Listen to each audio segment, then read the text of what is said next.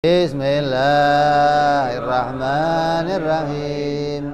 Nawaitu ta'aluma wa ta'lima wa tadhakura wa tadhkira wa naf'a wal intifa'a wal ifadata wal istifadata wal hisa ala tamassuki bi kitabillahi wa sunnati rasulihi sallallahu alaihi wasallam wa du'a ila al-huda wa dilalata ala al-khairi ibtigha'a mardatihi wa qurbihi wa thawabihi wa husnil khatimah ma'al lutfi wal afiyah wa salahil aqibah.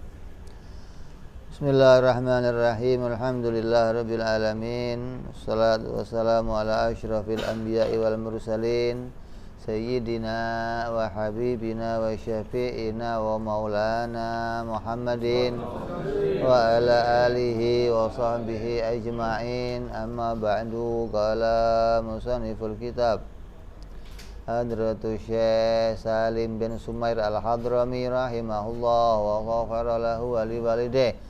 Thumma ila sahibu syaruha Imam Nawawi Al-Bantani rahimahullah wa ghafara lahu wa liwalidayhi wa nafa'ana bihima fid darain. Allahumma aftah qulubana futuhal arifin wa bihidmatika wansur alaina birahmatika ya arhamar rahimin. Ila anqal. Selesai kita membahas tentang rukun iman yang jumlahnya ada 6 sampai pada al-imanu bil qadha wal qadar. Udah. Terus ada far'un tambahan. Itu ada cabang perkataan yang merupakan kaitan dari pembahasan yang kemarin. Ikhtilafu fil makna qadha wal qadar.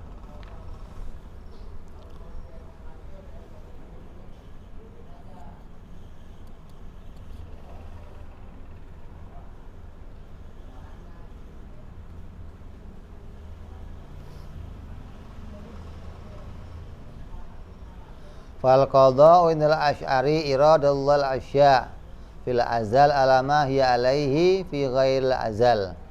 Wal qadar indahum ijadullah al-asya' al-qadar al-mahsus ala wifqil iradah. Udah belum ya? Belum kita bahas ya. Ada perbedaan pendapat antara makna qadha dan qadar. Ini bedanya beda lafzi. Satu pendapat Imam Asy'ari yang mengatakan qadha itu apa? Qadha itu adalah kehendaknya Allah yang azali. Kehendak Allah menentukan segala sesuatu yang azali. Gak ada permulaannya. Jika ditanya masalah nasib kita, oh ini sudah ada pada qadha-nya Allah. Lah qadha-nya Allah azali. Lalu menurut Imam Asy'ari pula, apa itu qadar? Qadar itu adalah penciptaan atau penampakan atau menyatakan apa yang dikehendaki oleh Allah pada azali itu diwujudkan satu persatu sesuai kehendaknya, brosnya, munculnya gitu loh. Jadi qadha itu ketentuan. Maju. Qadha itu ketentuan yang azali. Lalu qadar itu penampakan atau perwujudan dari apa yang Allah tentukan satu persatu ditampakkan sesuai kehendaknya Allah. Kehendaknya itu esa. Allah menghendaki seluruhnya sejak Nabi Adam sampai hari kiamat itu dengan kehendak yang esa. Enggak kehendaknya nyicil, enggak. Sampai zaman Nabi Adam berhenti, nanti cari inspirasi lagi gitu. Bikin Nabi berikutnya berhenti, bikin inspirasi lagi, punya kehendak baru, enggak. Kehendaknya Allah, qadha-nya Allah selesai dari awal sampai akhir. Adapun perwujudannya maka diwujudkan satu persatu sesuai kehendaknya Allah. Episode demi episode, tahap demi tahap, sampai sekarang ini kita dimunculkan oleh Allah pada tahap akhir, mengatakan ini sudah dekat-dekat pada akhir zaman. Apa tandanya? Banyak, diantaranya corona, itu tanda akhir zaman, di mana Allah tampakkan satu makhluk yang kecil, bahkan tak terlihat mata, tapi sedunia tidak ada satupun yang bisa lepas dari itu. Tandanya sedunia lemah semua, nggak bisa ngadepin satu makhluk pun, bahkan makhluknya nggak kelihatan. Ini untuk menunjukkan kita diperintahkan oleh Allah untuk kembali mengingat kepada Allah Subhanahu wa ta'ala. Maka di antara sunnah-sunnah yang banyak kita tinggalkan apa? Sunnah tafakkur pada qadha dan qadarnya Allah. Orang lebih memilih mengerjakan sunnah ngurusin jenggot, sunnah ngurusin celana cingkrang, itu sunnah. Tapi untuk pribadi kamu sendiri ada sunnah yang lebih penting dari itu, apa? Tafakkur, yang faedahnya enggak hanya untuk diri sendiri, tapi bisa kita sampaikan kepada orang lain dari hikmah berfikirnya kita. Terus fal iradatullah al-muta'alliqu azalan bi annaka tasiru aliman qada'un wa ijadul ilmi fika ba'da wujudika ala wifqil iradah qadarun. Qadha itu seperti contohnya kehendak Allah menghendaki engkau menjadi orang yang berilmu. Seseorang dikehendaki punya ilmu, maka itu kehendaknya menentukan kamu punya ilmu, itu kehendaknya azali, enggak ada permulaannya. Lah adapun kamu diciptakan sekarang menjadi orang yang punya ilmu, itu namanya qadar atau perwujudan atau ibros, penampakan dari kehendaknya Allah yang azali. Wa amma indal Maturidiyah, adapun pendapat Imam Maturidi, fal qada'u ijadullahil asya' ma'aziyadatil itqani ala wifqi ilmihi. Kata Imam Maturidi, qadha itu adalah perwujudan Allah akan sesuatu disertai dengan penambahan, penyempurnaan keyakinan dengan disesuaikan pada ilmunya Allah Subhanahu wa ta'ala. Kebalik, kalau qadha kata dia adalah ibros, mewujudkan. Tajdidullah azalan kulan makhlukin bihaddihi alladhi yujidu alaihi min hasanin wa qabihin wa naf'in wa dharrin ila ghairi dhalik.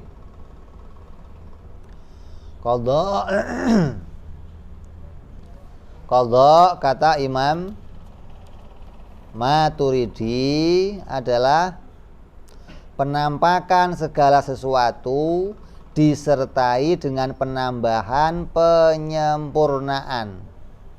Allah mewujudkan sesuatu yang disertai sesuatu itu telah Allah tentukan sifat-sifatnya hingga dia sempurna untuk diciptakan, maka itu namanya qadha. Atau dimaknai pula tajdidullah azalan kullu makhlukin, pembatasan Allah kepada hak-haknya makhluk pada azali, yang mana makhluk itu akan diwujudkan oleh Allah dengan keadaan rupa yang baik, manfaat atau bahaya, jelek atau buruk, ini Allah tentukan azali.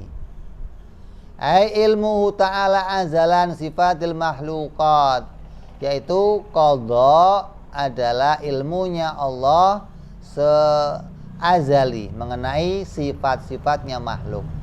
Jadi qadha itu ilmu Allah. Wakila al-qadha ilmu Allah azalan ma'a ta'aluqi bil ma'lum wal qadar ijadul asya ala wifqil ilmi. Qadar itu penampakannya, qadha itu segala yang ada di ilmunya Allah. Itu kata Imam Maturidi. Kata Imam Asy'ari, qadha itu iradah. Gitu nih. Kalau kata Imam Maturidi, qadha itu ilmu, sama-sama azali, sama-sama tidak ada permulaannya. Qadha kalau masuk ke iradah yang enggak ada permulaannya, qadha yang masuk makna ilmu juga enggak ada permulaannya. Berarti bedanya hanya beda lafzi. Qadar sama penampakan apa yang Allah tentukan. Hadza qaulul asy'ariyah wal masyhur.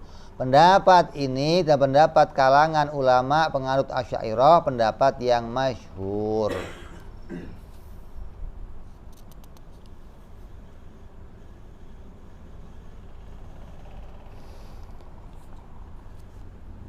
Wa ala kullin fal qada'u qadimun wal qadaru hadisun bi khilafil qauli Maturidiyah. Menurut masing-masing pendapat tersebut yang sepakat semuanya, qadha itu qadim, tidak ada permulaannya. Wal qadar, adapun qadar baru. Kenapa? Karena qadar itu adalah ibras atau perwujudan atau penampakan dari apa yang Allah kehendaki. Bi khilafi qaul Maturidi, beda dengan pendapat Imam Maturidi. Qadha dan qadar kata mereka qadim. Gitu nih. Qadha ya qadim, qadar juga qadim. Jadi kata Imam Maturidi, Allah menghidupkan itu qadim, mematikan itu qadim. Bagi pendapat Imam Maturidi. Merezekikan, menjadikan iman itu qadim. Kalau kita pendapatnya baru. Allah menjadikan kita muncul baru. Wong kitanya aja baru muncul. Nah kalau Allah bikin kita itu qadim, bagi kita berarti kitanya harusnya ya enggak ada mulanya gitu loh. Nah bagi yang Maturidi enggak. Oh kalau Allah bikinnya qadim, lah yang dibikin tetap pasti baru. Yang namanya dibikin ya tadinya mesti pernah nggak ada, terus jadi ada. Ataupun yang bikin ya nggak ada permulaannya kata dia. Artinya Allah itu disebut yang menghidupkan, nggak ada permulaannya. Kapan Allah disebut zat yang menghidupkan?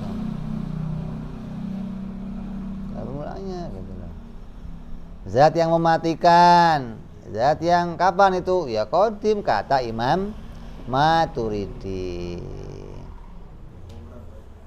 Hah?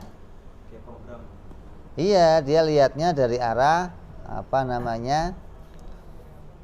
Penamaan bagi Allah yang enggak ada mulainya. Terus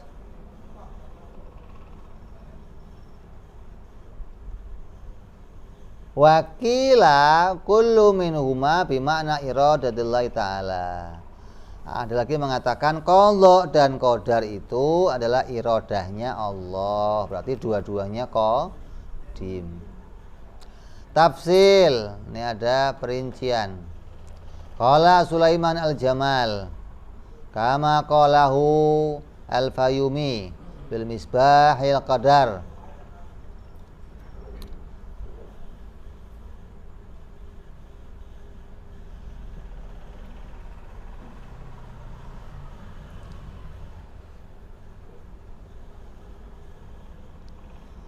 Kata Sulaiman al-Jamal seperti perkataan Syekh al-Fuyumi mengatakan dalam kitab Al-Misbah, al-qadar, qadar itu dengan fathah pada huruf dalnya, qadar itu dimaknai adalah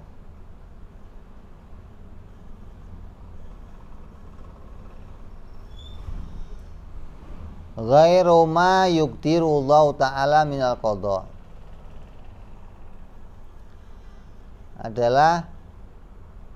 adalah ma yuqdiruhullahu ta'ala minal qadha, sesuatu yang Allah tentukan berupa qadha, itu namanya qadar.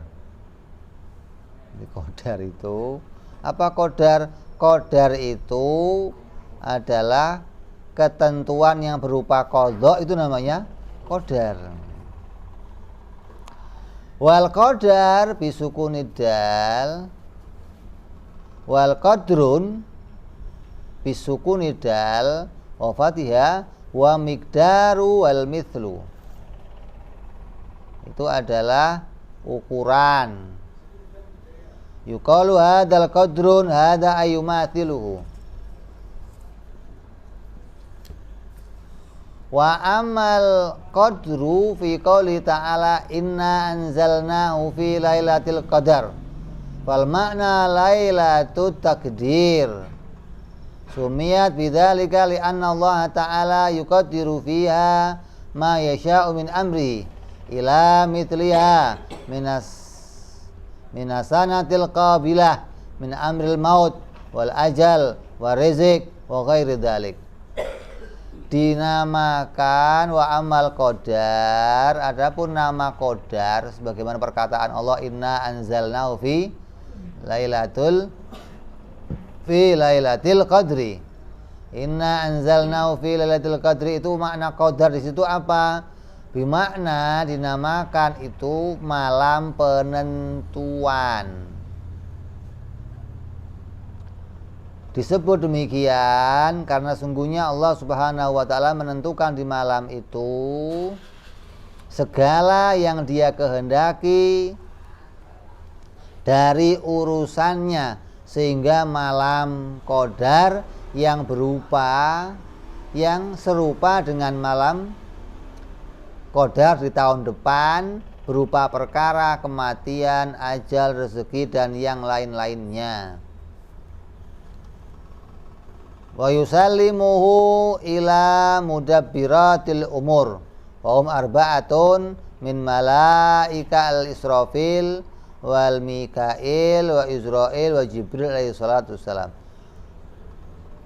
Dan Allah menyerahkan semua hal itu kepada para petugas, para hamba-hamba Allah yang taat, yang akan melaksanakan ibadah, mengatur semua perkara itu. Diantaranya adalah 4 malaikat, yaitu Israfil, Mikail, Israil dan Jibril alaihissalam. Waqala Mujahid, berkata Imam Mujahid, Lailatul Hikam, Lailatul Qadar disebut namanya malam yang penuh hikmah. Waqila Lailatul Syarafi wal Idham, malam Qadar disebut namanya malam kemuliaan dan keagungan. Ini Qadar punya makna macam-macam di sini. Waqila Lailatul Dhiq li dhaiqil qadha bi izdikham al malaikati fiha. Dikatakan pula pendapat yang malam Qadar adalah malam berhimpit karena himpitan qadha dengan sebab berdesakannya para malaikat di malam tersebut. Qala wa an Ibnu Abbas innallaha yaqdil aqdiyata fi lailatin nisfi Sya'ban wa yusallimuha ila arbabiha lailatal qadar.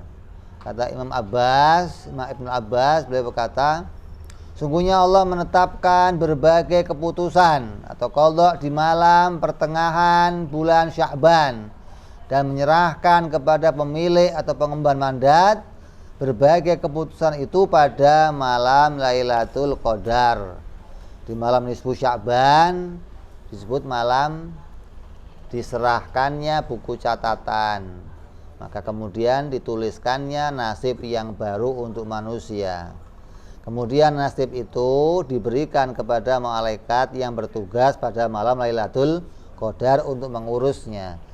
Baik masalah rezeki, masalah mati, masalah jodoh, masalah tahun depan begitu lagi nanti malam nisfu Sya'ban, apa yang Allah tentukan pada azali, Allah nyatakan, Allah ibroskan, nih tahun ini begini, ketentuannya azali, dimunculkannya pada malam nisfu Sya'ban, lalu diserahkan ke malaikat untuk dibawa catatannya ke bumi dan melaksanakan tugas-tugas itu pada malam Lailatul Qadar. Maka malam itu tiap tahun akan sama terus begitu. Kita nunggu malam Qadar, tahun depan nunggu lagi malam Qadar, nunggu lagi malam Qadar. Kenapa? Karena Allah jadikan keadaan yang sama, yaitu dituliskannya atau dinyatakannya nasib yang akan datang itu pada malam nisfu Sya'ban dan diserahkan kepada malaikat pada malam Lailatul Qadar, pada malam Qadar. Hadza wa laisal muradu anna takdirallah la yahdusu illa fitil kalailah. Pernyataan ini bukanlah yang dimaksud bahwa takdirnya Allah itu belum terjadi kecuali di malam itu.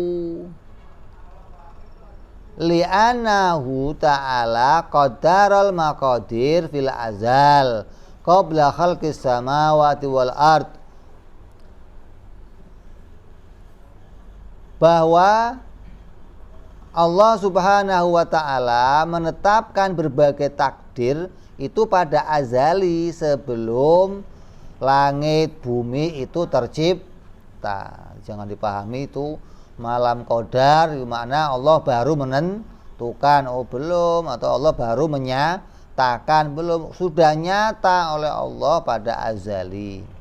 Bal al muradu idharu tilkal maqadir lil malaikah, tapi maksudnya penampakan itu berbagai takdir itu kepada malaikat, bukan pada dirinya Allah sendiri. Kalau pada dirinya Allah sendiri ketentuannya azali, nggak ada permulaannya.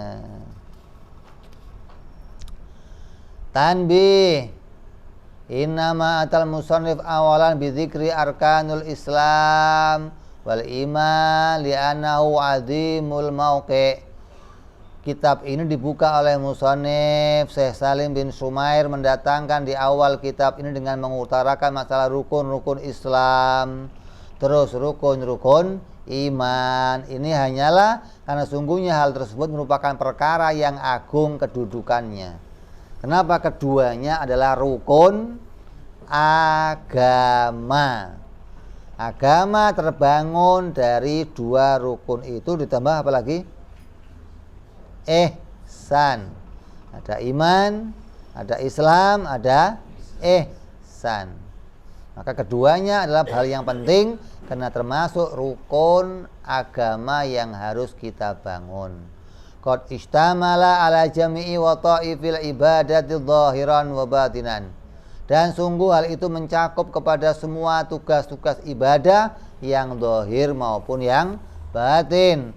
Qala al-Jufri, berkata Syekh al-Jufri, wa yukbahu bil aqil an yus'ala an arkanil Islam wal iman fala yarudu jawaban wa huwa yaz'amu annahu muslimun wa mu'minun. Dinilai buruk suatu keburukan bagi orang yang berakal ketika ia ditanya tentang rukun-rukun Islam dan rukun-rukun iman, lalu ia tak mampu memberikan jawabannya padahal ia mengaku orang Islam, padahal dia ngaku orang iman.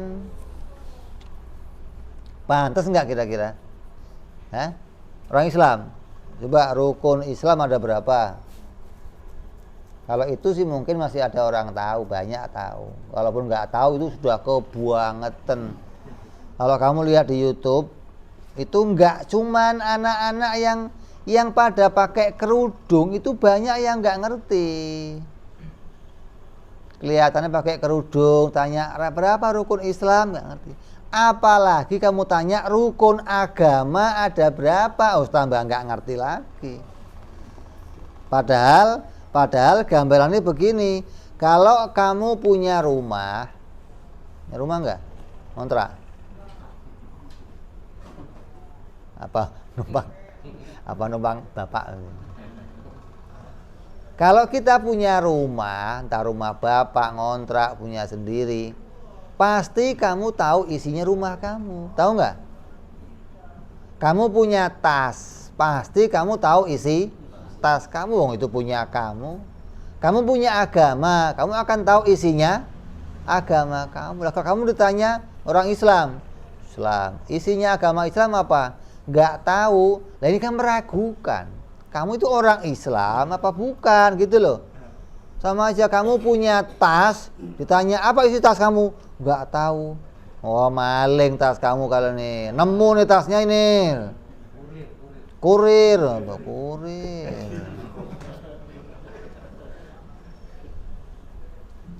Jadi suatu keanehan kalau ada orang ngakunya orang Islam, orang iman, tapi ditanya isinya iman, Islam, ihsan, nggak ngerti, isinya agamanya sendiri nggak ngerti. Makanya musonef mendahulukan pembahasan ini agar kamu pada apal apa itu iman, Islam, dan isinya ada berapa.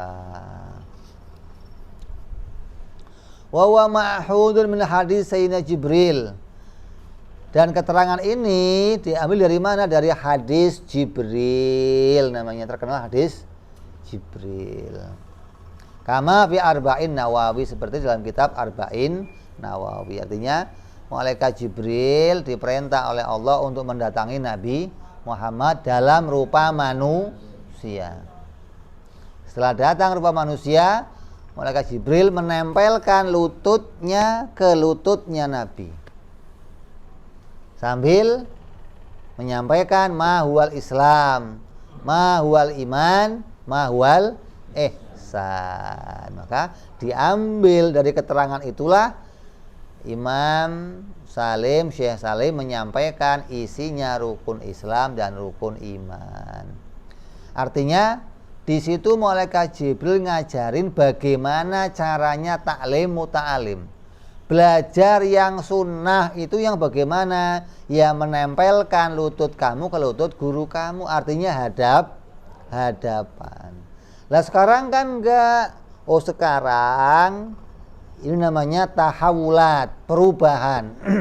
Setiap zaman selalu mengalami perubahan. Maka sekarang ini kita akan mengalami banyak perubahan yang banyak. Dari mulai perubahan cara makan, cara minum, cara jalan, cara ibadah, cara akidah, cara belajar, cara bekerja. Berubah keadaan semua. Maka kalau kamu nggak mau ikut perubahan, ya kamu tinggal di zaman dulu. Kamu nggak akan bisa bertahan di tempat zaman yang sudah mengalami perubahan. Lalu sistem pengajaran gimana? Berubah. Yang dulu harus hadap-hadapan, mulai ada yang namanya surat menyurat. Orang ngaji mulai pakai surat. Surat sudah mulai ketinggalan, ada muncul radio. Orang ngaji lewat radio. Ada lagi muncul telepon, ngaji lewat telepon. Muncul lagi TV, ngaji lewat TV. Sekarang muncul lagi internet, orang ngaji lewat internet. Orang YouTube. Sah nggak? Sah. Siapa yang ngaji lewat jalan itu sah. Apa kepentingannya? Yang penting hati kamu terikat dengan orang yang kamu dengarkan. dan kamu tahu asal usul siapa yang kamu dengarkan, dari mana ngajinya, gurunya siapa, kamu tahu asal usulnya, dan hati kamu punya ikatan dengan apa yang dikatakannya, kamu praktekkan, dia katakan kamu praktekkan, maka sama dengan kamu berguru. Kalau sempurna ya harus sempurna, artinya dapat kesunahannya. Sama kayak kamu pakai siwak. Siwak itu sunahnya panjangnya segini, melebihi ini.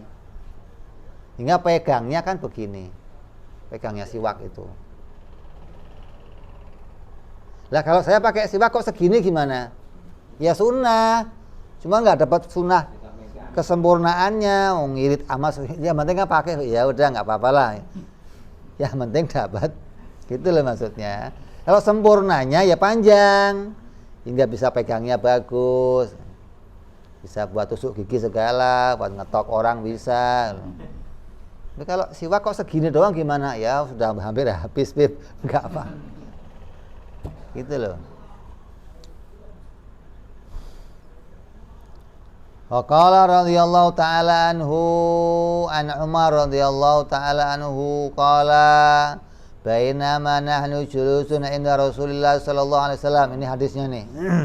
Dzata yaum ittala alaina rajulun syadidul bayad asyab syadidus sawad asy'ar la yura alaihi atharus safar wa la ya'rifuhu minna ahadun hatta jalasa ila nabi sallallahu alaihi wasallam wa asnada rukbatai ila rukbatai wa wada'a kafai ala khadi ala fakhidai wa qala ya Muhammad akhbirni anil Islam wa qala Rasulullah sallallahu alaihi wasallam al-Islamu an tashhada la ilaha illallah wa anna Muhammadar Rasulullah wa yuqimu shalah wa yu'tiya zakah wa tasumu Ramadan wa tahujjul baita in istata'ta ilaihi sabila. Qala sadaqta. Fata'ajabna lahu yas'aluhu wa yusaddiquhu. Qala fa'ahbirni anil iman. Qala an tu'mina billahi wa malaikatihi wa kutubihi wa rusulihi wa yawmil akhir wa tu'mina bil qadari khairihi wa syarrihi. Qala sadaqta. Qala fa'ahbirni anil ihsan. Qala an ta'budallaha ka'annaka tara fa illam takun tarau fa innahu yara. Qala fa ahbirni anis sa'ah. Qala mal mas'ulu anha bi'a'lama minas sa'il. Fa qala akhbirni an amaratiha. Qala anta lidal amatu rabbataha wa antaral khuffatul uratal alata ri'a asya'i yatatawaluna fil bunyan thumma intala'a falabitha maliyan thumma qala ya Umar atadri man sa'il qultu Allah wa rasuluhu a'lam qala fa innahu Jibrilu atakum yu'allimukum dinukum rawahu Muslim. Qaluhu wa wada'a kafai ala fakhideh. Ini hadis yang panjang yang nyeritain malaikat Jibril datang kepada Rasul menanyakan tentang agama Islam, tentang ihsan, tentang iman. Dia nanya sama Rasul, terus Rasul jawab, terus dia ngomong bener. Kan aneh. Ini nanya apa? Dia nanya, Muhammad, coba terangkan kepada saya tentang masalah Islam. Apa itu Islam? Islam adalah syahadat, sholat, puasa, haji. Bener. Sahabat bingung, ini orang nanya kok bener, gimana sih? Tandanya itu bukan nanya, tapi ngajarin. Guru kan begitu. Coba 1 tambah 1 berapa? 2. Ya bener. Itu guru begitu. Yang ngomong bener ya karena dia ngajarin gitu loh. Artinya, maka kata Nabi apa? Umar, kamu tahu nggak siapa yang tadi? Nggak tahu ya Rasulullah.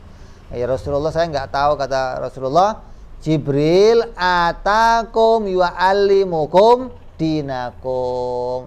Yang tadi itu datang itu namanya Jibril alaihi salam. Maka dia datang kepada kalian untuk mengajarkan kepada kalian agama kalian. Makanya dia nanya, dia yang membenarkan. Ai wada'a ar-rajulu kafaihi ala fakhidai wa fa'ala dalikal istinasi bi'tibari ma bainahuma minal unsi fil asli hinin ya'ti bil wahyi. Maksudnya adalah laki-laki itu meletakkan kedua telapak tangannya di atas kedua paha Nabi, dan hal itu dilakukan karena mengupayakan kenyamanan dengan mempertimbangkan perkara di antara keduanya. Keharusan memberikan kenyamanan pada pokok atau situasinya. Ketika Jibril datang alaihissalam membawa wahyu kepada Rasulullah Shallallahu Alaihi Wasallam, ini bukan jadi patokan harus begitu, kalau nggak begitu enggak. Wa qad jaa musarrihan bi hadza fi riwayatin Nasa'i, maka datang hadis sebagai penjelas dalam hadis Imam Nasa'i min hadis Abi Hurairah, dari hadis Imam Abi Hurairah wa Abi Dzar haitsu qala wa wada'a yadayhi ala rukbatain Nabi sallallahu alaihi wasallam. Laki-laki itu meletakkan tangannya di atas dua pahanya Nabi. Qauluhu fa akhbirni anil ihsan, terangkanlah aku tentang ihsan, ai bihi al ikhlas. Ihsan adalah al ikhlas, wa yajuzu ayyuna bihi al ijadatul amal, dan boleh dimaksud dengan mengerjakan yang baik dan seksama suatu amal. Yajuzu ayyuna bihi al ijadatul amal. Wa hadza tafsiru akhassu minal awal, dan perkataan ini lebih khusus dibandingkan perkataan yang pertama. Qaluhu anta abudallah ka anta katara, perkataan Rasul tentang mengatakan bahwa menyembah Allah seakan-akan kamu melihatnya. Apabila kamu nggak bisa melihatnya, maka yakinlah Allah melihat kamu. Hadza min jawami'il kalim, maka ini namanya perkataan yang ringkas dari Nabi tapi sangat luas penjelasannya, saking saktinya Nabi. Kalau ngomong sedikit tapi maknanya ditafsirkan sama ulama tiap generasi nggak habis-habis, maksudnya loh. Bikin tafsir lagi. Itu menunjukkan jawami'il kalim. Li'ana syamil maqamal musyahadah wa qamal muraqabah. Karena ini adalah tercakupnya dua makom, yaitu makom musyahadah dan makom muraqabah. Kita kan harus sampai pada suatu kedudukan dalam iman kita harus punya suatu kedudukan. Ada apa? Makom taklid, ada makom ilmul yakin, ada makom ainul yakin, sampai ada makom musyahadah, ada makom muraqabah. Lah, tinggal kita masih sampai makom yang mana. Nah, kalau ente masih sampainya makom Tanjung Priok kan susah. Ini makom.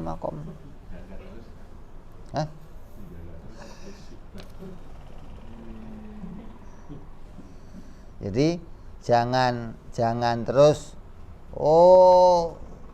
kita merasa sudah menyaksikan Allah, merasa sudah bangun ihsan, tapi hanya perasaan saja. Kamu nggak tahu makom ini kedudukannya harus sampai mana.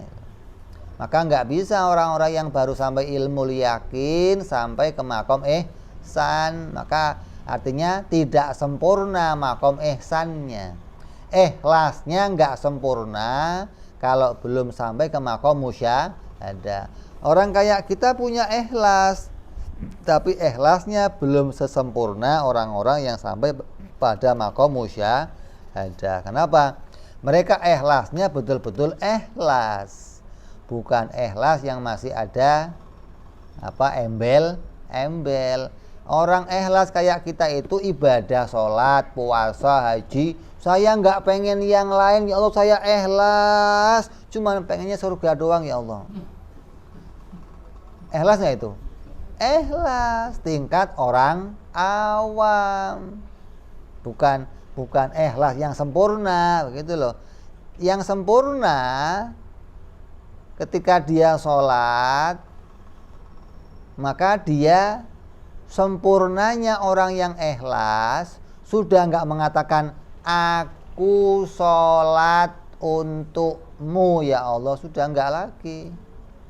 Tapi dia sudah mengatakan aku nggak bisa sholat ya Allah, itu ikhlas baru. Kalau masih aku bisa sholat ya Allah, itu belum ikhlas. Artinya belum sampai puncak kesempurnaan ikhlas. Kalau masih ngomong aku sholat tujuannya surga, itu paling bawah. Naik lagi, aku sholat ya Allah karena cinta padamu, itu makom kedua. Yang ketiga, aku nggak bisa sholat, nah, itu makom ketiga, itu puncaknya orang ikhlas. Hingga apapun yang muncul dari dirinya diakui datang dari Allah, bukan dari diri saya untuk Allah, bukan. Kalau yang pertama tadi masih ngakui saya punya sesuatu untuk Allah. Yang kedua masih begitu, saya punya sesuatu untuk Allah. Yang ketiga, saya nggak punya apa-apa ya Allah kecuali Engkau yang kasih saya sesuatu. Nah, dikatakan ketika orang mengartikan iyyaka na'budu wa iyyaka nasta'in, ngartiinnya kalau nggak dibalik berarti masih pada makom pertama sama makom kedua. Untuk sampai pada makom puncaknya ikhlas harus ngartiinnya dibalik. Kalau kamu bisa ngartikan iyyaka na'budu, hanya kepadamu ya Allah aku menyembah dan hanya kepadamu aku minta pertolongan. Tapi orang yang sampai pada puncak ini akan mengartikan hanya karena pertolonganmu ya Allah aku bisa ibadah. Dibalik artinya, bukan hanya kepadamu aku ibadah dan hanya kepadamu aku minta pertolongan, masih memunculkan aku bisa di situ. Tapi orang yang sudah sampai pada puncaknya ikhlas akan membuang makna aku bisanya, akan dibuang dan dia akan mengakui ini kebisaan saya hanya dari Allah Subhanahu wa taala. Itu makom muraqabah sama makom musyahadah.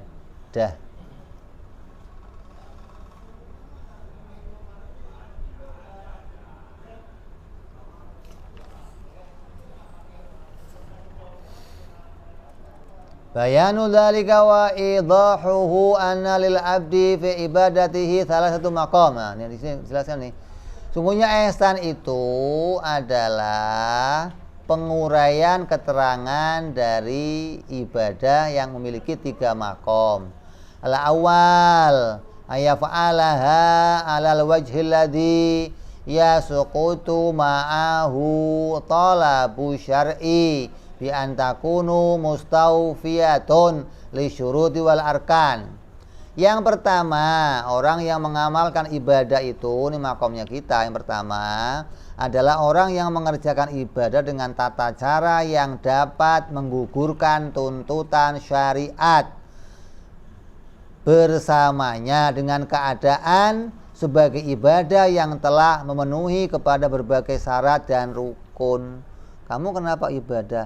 Yang penting memenuhi syarat dan rukun, memenuhi perintah untuk menggugurkan kewajiban. Itu ibadah kita yang pertama.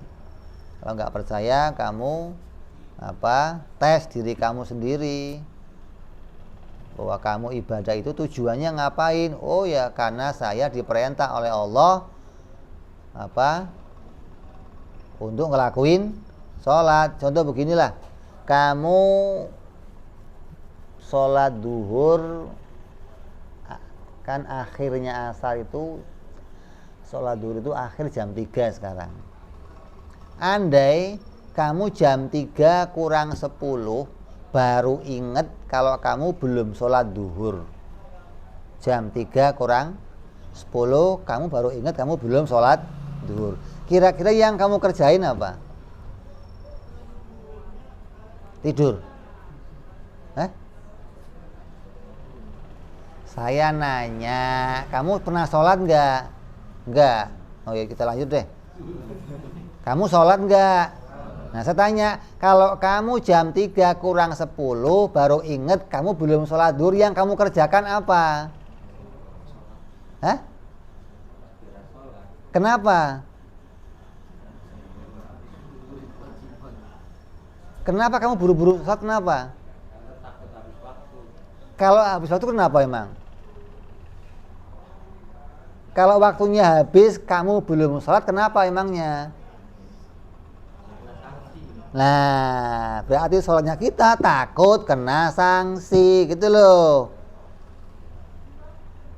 Itu nyata, kamu cek sendiri. Kamu buru-buru sholat kenapa? Habis waktunya. Emang kalau habis kenapa? Wah, dihukum saya bisa nih. Neraka saya loh. Ada yang pertama takut neraka. Yang kedua mengejar surga. Nah, kita akan jelaskan di sini nanti. Jadi makomnya itu memang sesuai. Saya ngerjain ini baru sampai makom ini, begitu loh. Belum bisa naik ke makom yang lain. Baru ngerjain kewajiban. Kalau nggak saya kerjain takut dihukum. Yang kedua, ayaf'alaha kadzalika wa qad istaghraqa fi bahril mukasyafati hatta ka'annahu yarallaha ta'ala wa hadza maqamu sallallahu alaihi wasallam kama qala sallallahu alaihi wasallam wa ju'ilat qurrata aini fi shalat.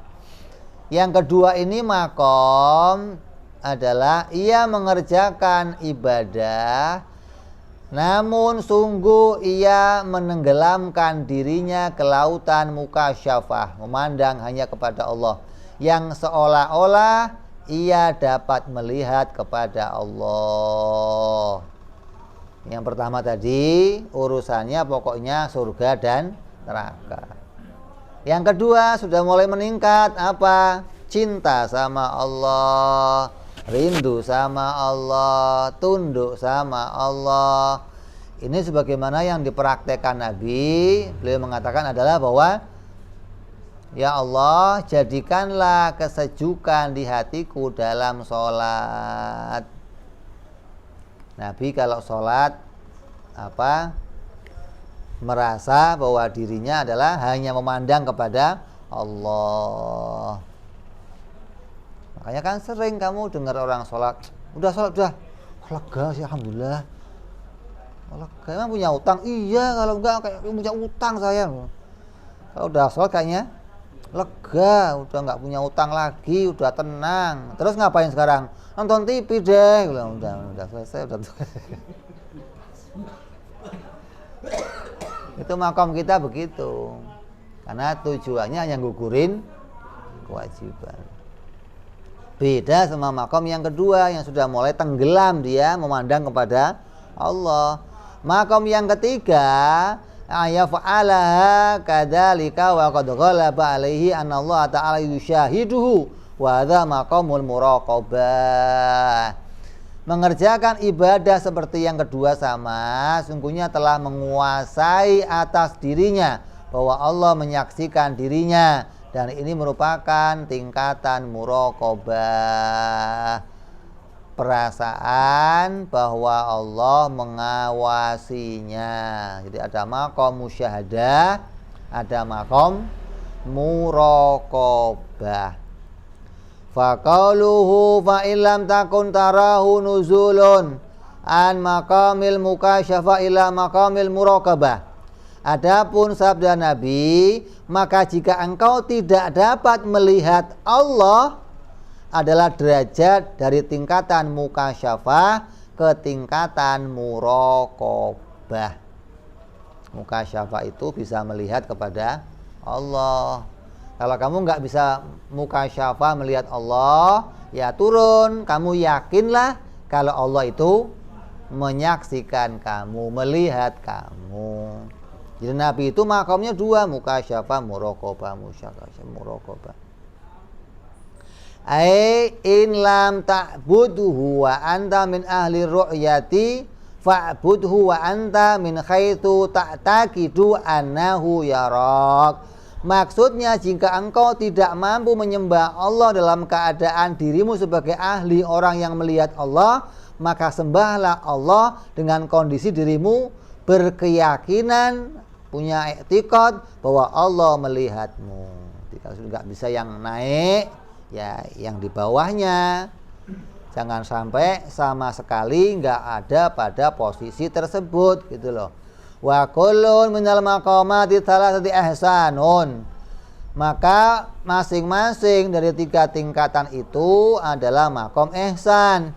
Illa annal ihsan alladhi wa syartun fi sihhatil ibadah innama huwal awal. Tapi ihsan yang hanya urusannya untuk sahnya ibadah itu ihsan yang tingkat pertama. Jadi hanya untuk ngugurin apa? Kewajiban agar dihitung sholatnya sholat orang yang soleh, dihitung sholatnya menjadi sholat yang punya pahala, harus ada ihsannya. Kalau sholat nggak ada ihsannya nggak dihitung pahala lah. Ihsan yang paling rendah, kamu udah punya ihsan sebenarnya, tapi ihsan yang paling, contoh, kamu pernah nggak sholat duhur tempatnya sepi, nggak ada orang lihat, 2 rakaat salam terus pergi, pernah nggak? Kenapa nggak pernah? Pernah nggak? Kenapa nggak pernah? Kan sepi, nggak ada yang lihat.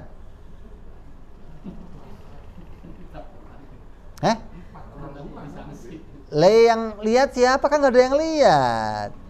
Itu namanya sudah punya makom ihsan, begitu loh.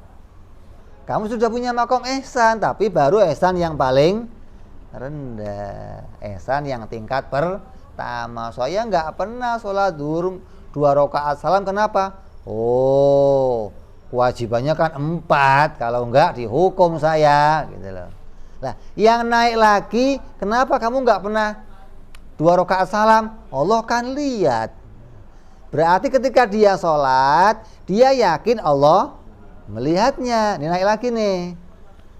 Yang paling tinggi, kenapa kamu kok sholatnya lengkap terus? Oh, saya ngadep Allah, saya melihat Allah. Kalau perlu mau saya tambahin biar lama, bukan malah dikurangin. Kalau kamu kan pengennya korting. Nih, sholat yang kortingan ada nggak? Ada. Sholatnya hatta sholat pengen carinya yang kortingan, itu kita itu begitu. Ya, jadi makomnya memang Allah tetapkan pada 3 posisi tersebut. Lah kalau ihsan itu harus 1 posisi yang sempurna, oh ya repot. Kita enggak dapat pahala semua sholat kita nanti. Wa kullun minal maqamati thalathati ihsan illa anal ihsan alladhi huwa syartun fi sihatil ibadah. Li'anal ihsan alladhi huwa fil akhirin min sifatil khawasi wa yatu'adzaru min katsirin. Sungguhnya ihsan yang tingkat kedua dan disebut belakangan tergolong sifat-sifatnya orang khusus yang dirasakan sulit bagi kebanyakan orang awam. Ini menjelaskan hadis Jibril tadi masih ini. Qalu fa akhbirni anisaa. Kemudian Jibril nanya lagi, coba ya Rasulullah ceritakan kepadaku tentang hari kiamat. Kata Rasul, mal mas'ul anha.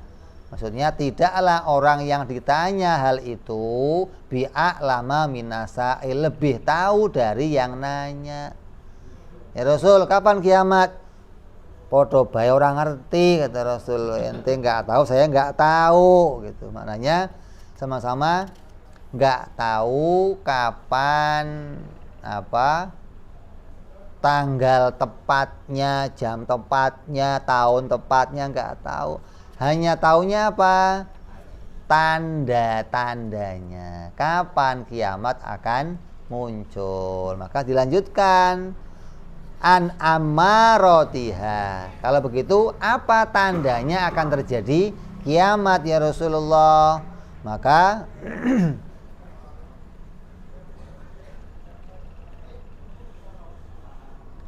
maka yang dimaksud adalah kesamaan dalam ketiadaan mengetahui tentang waktu kiamat, bukan kesamaan dalam mengetahuinya.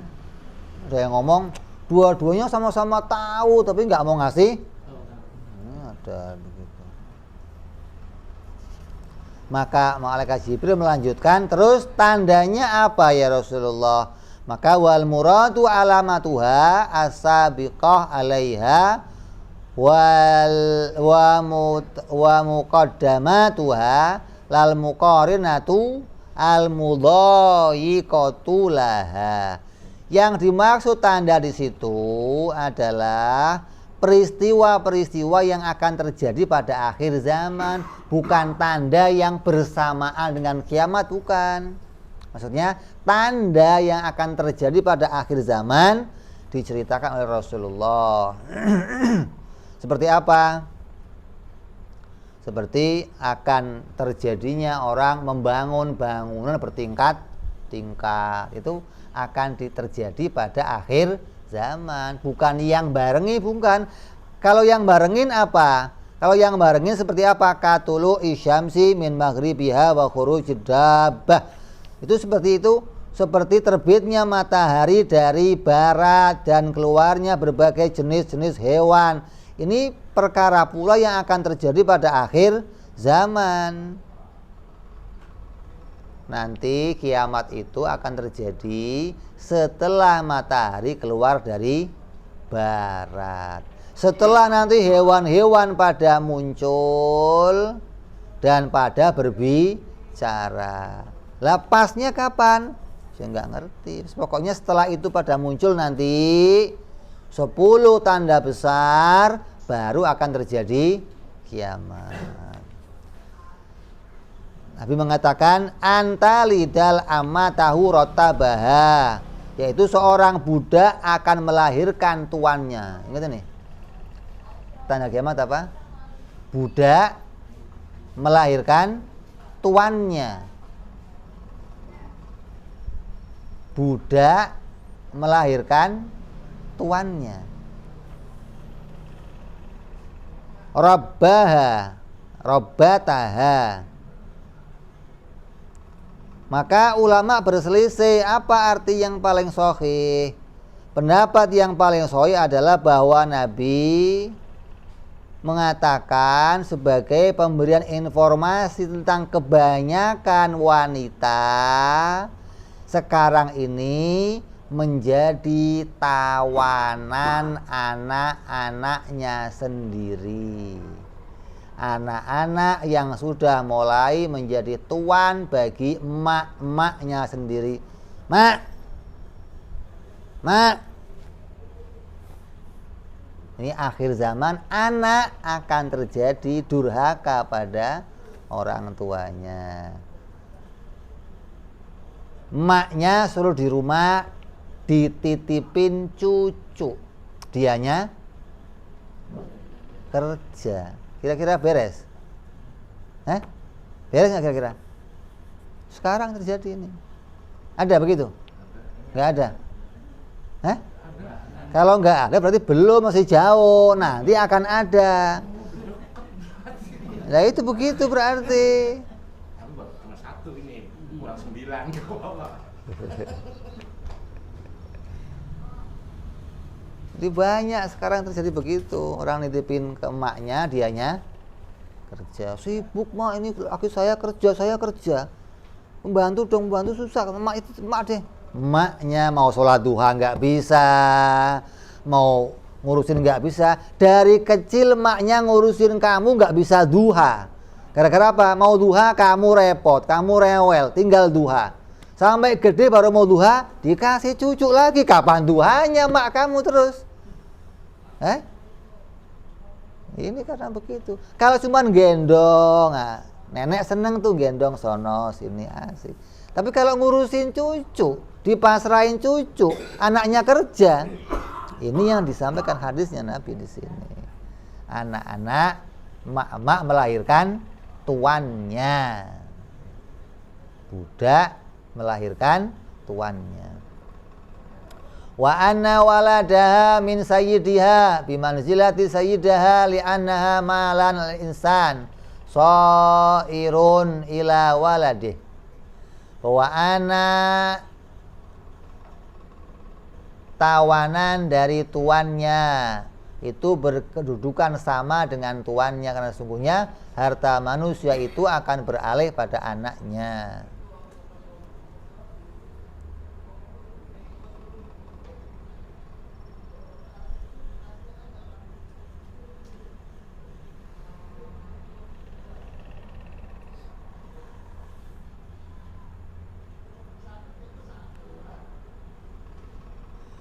Ada lagi ulama menggambarkan begini. Sebagian ulama menggambarkan dengan semisal kaum muslim menguasai atas berbagai negerinya orang-orang kafir, maka akan banyaklah tawanan perempuan. Maka jadilah anak budak wanita dari tuannya menempati pada kedudukan yang sama dengan tuannya, karena kemuliaan anak itu mengikuti ayahnya. Ini pendapat yang pertama. Pendapat yang kedua, pengertian dari sabda Nabi itu adalah bahwa para budak wanita melahirkan anak, melahirkan para raja. Lalu keberadaan ibunya termasuk sejumlah rakyat, sebab si anak adalah pemimpinnya. Ini tafsirnya banyak sekali. Yang ketiga, tafsirnya adalah bahwa akan terjadi rusaknya tatanan perilaku manusia karena banyak sekali terjadi pada ummul walad, penjualan pada ummul walad, budak wanita yang melahirkan anak dari tuannya di akhir zaman. Ini asli budak. Lalu banyak terjadi berulang kali ummul walad itu ada di kepemilikan para pembeli, hingga akan terjadi anaknya yang akan membelinya sendiri tanpa mengetahui itu adalah ibu kandungnya sendiri. Ini kejadian yang menyangkut tentang kaitannya betul-betul budak. Dan karena itulah akan banyak terjadi durhaka pada para anak kepada orang tuanya, karena si anak memperlakukan ibunya dengan sesuatu yang seorang tuan memperlakukan budak perempuannya, berupa hinaan, berupa cacian, berupa memperbudaknya, menyuruhnya. Ini sesuatu yang sudah dilakukan kepada seorang budak, bukan sebagai seorang tuan lagi haknya yang seperti itu. Maka sekarang akan terjadi zaman yang terbalik dari yang semestinya. Ini masih berkaitan sama sabdanya Nabi Shallallahu Alaihi Wasallam atau masalah hadis Jibril alaihissalam yang menerangkan tentang bagaimana Nabi Shallallahu Alaihi Wasallam menjelaskan hadis tersebut. Kemudian musannif membuka kitab ini dengan menjelaskan tentang rukun iman dan rukun Islam. Insyaallah kita akan sambung yang akan datang, masuk di dalam bab-bab yang berikutnya insyaallah. Ini masih ada 2 tafsiran lagi, kita akan teruskan yang akan datang. Wallahu a'lam bishawab. Ila hadratin Nabi. Fatihah. A'udzu billahi minasyaitonir rajim. Bismillahirrahmanirrahim. Alhamdulillahirabbil alamin arrahmanir rahim maliki yaumiddin. Iyyaka na'budu wa iyyaka nasta'in ihdinas siratal mustaqim. Siratal ladzina an'amta 'alaihim ghairil maghdubi 'alaihim waladdallin. Amin. Ya Rabbana 'tarabna بأننا اقترفنا وأننا أسرفنا على الأعضاء إشرافنا فتوب علينا توبة تغسل كل حوبة واستر لنا عوراتي وآمن روآتي واغفر ربي ومولودينا وسائر الهلان وكل ذي أو جيرة أو صحبة المسلمين أجمع ربي اسمع فضلا وجودا منا لا باكتساب منا بالمصطفى رسولنا ضبي كل سولي صلى وسلم ربي عليه أدى الحب وآله وصحبه عدد تعصي صحبي والحمد لله في البدء والتناهي سبحان ربك رب العزة عما يصفون سلام على المرسلين والحمد لله رب العالمين. Assalamualaikum warahmatullahi wabarakatuh.